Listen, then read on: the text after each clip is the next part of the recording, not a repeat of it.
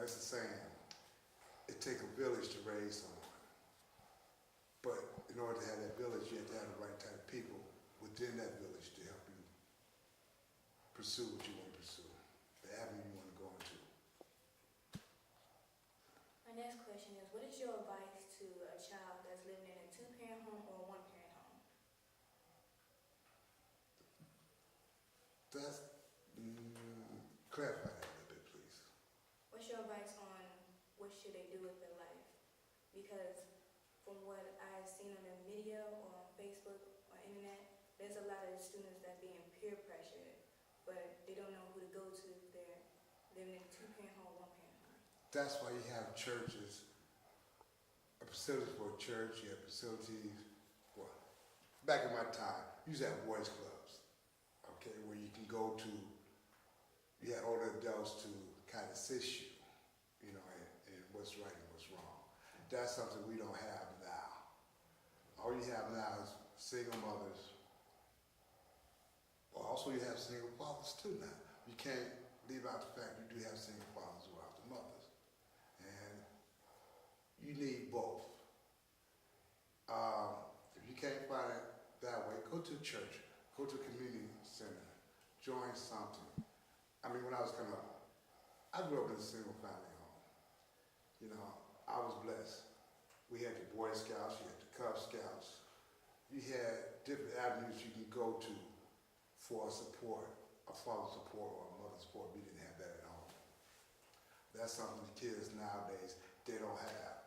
All they have is cornflakes, go out the door, do what you want to do.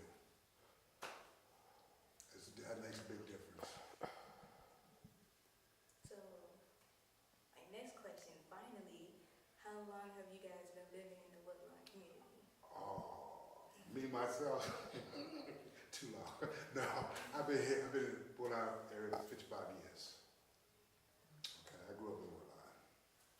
Because the fact of going to school or whatever, I grew up in Woodlawn. So, my last question, if you do not mind answering it, we would like to know how old you guys are. Well, I just stated I'm 55. I'm wondering if you guys feel comfortable answering the I'm question. 77. I'm 51.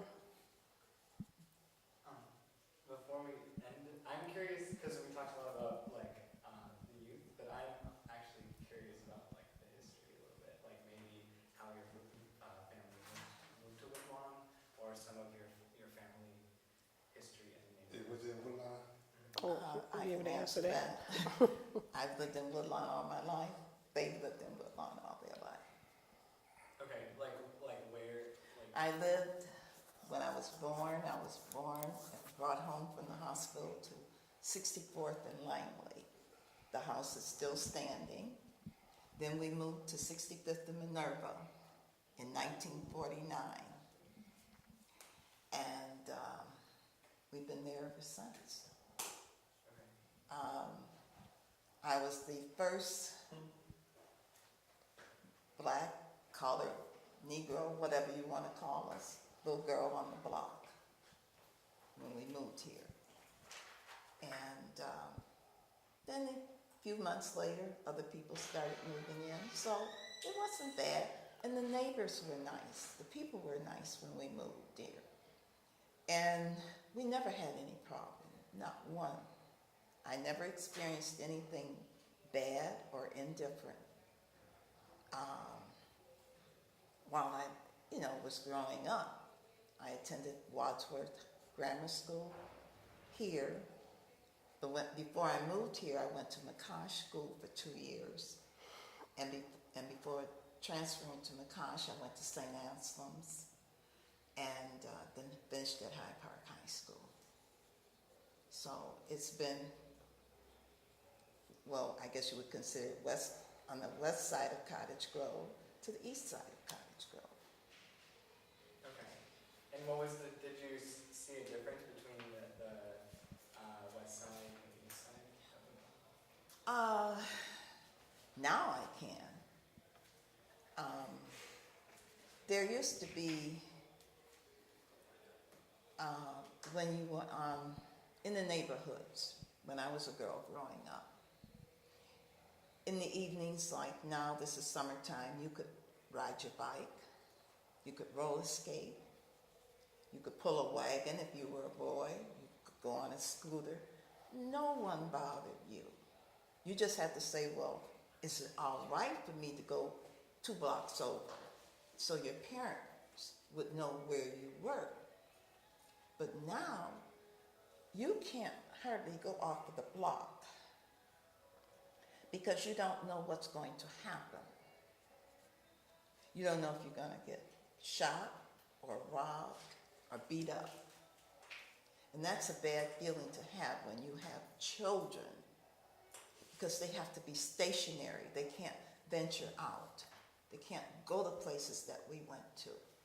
And that's part of the problem, because when you have children growing up and they're about 11 and 12, 13, they can kind of venture out, go walk to the museum, walk to the park.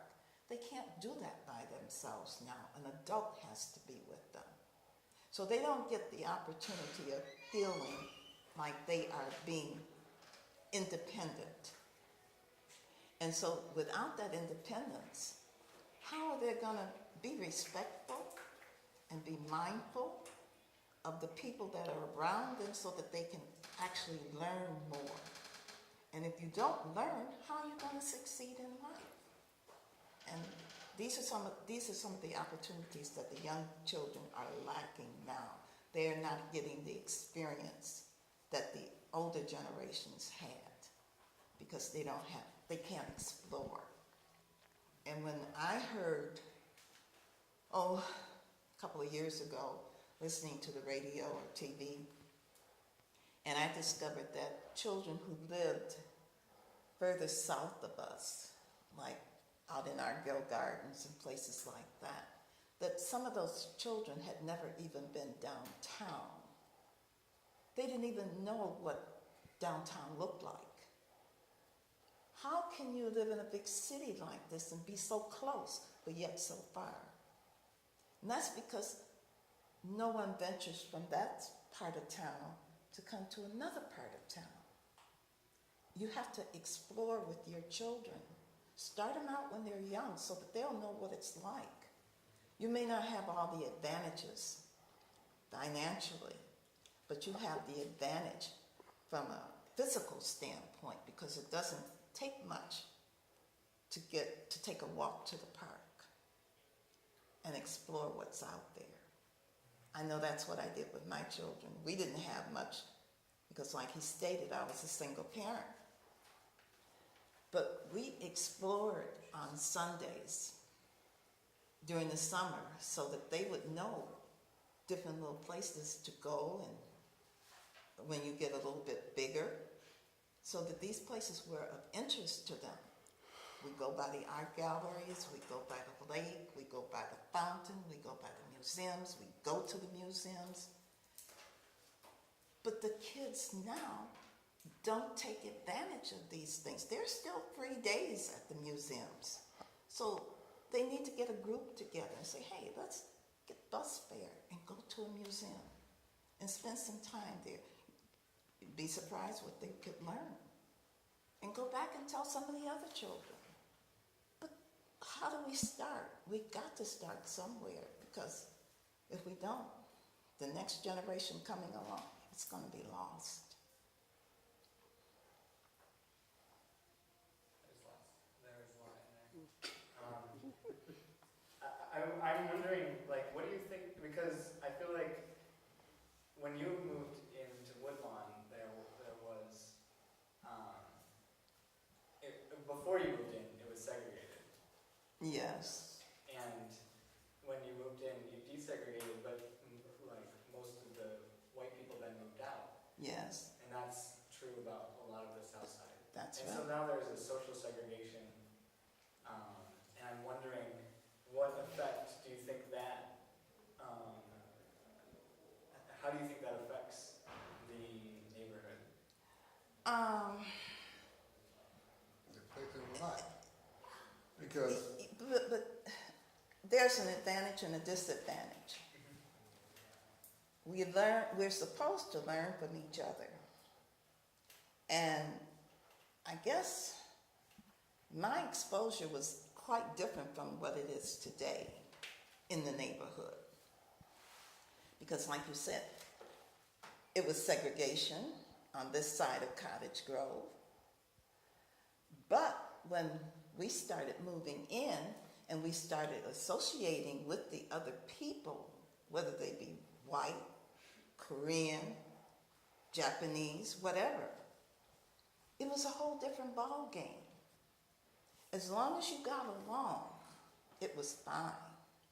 And as far as I know of, I didn't hear of anybody having any discrepancies with anyone. We didn't have any, maybe one or two with the boys. You know how boys are. They may have had a fight or two in school. But the overall picture was we basically got along. And you go to high school, your exposure is different because you're growing. You see this one who's being driven to school in a limo. Well, they're a little snooty. But then when you really got to know them, they were just the average person. They just had a little bit more money. But a lot of the people that you associate with, you pick up some of their learnings and some of their habits. That's how you advance yourself in the qualities of life. And I think maybe my children were spoiled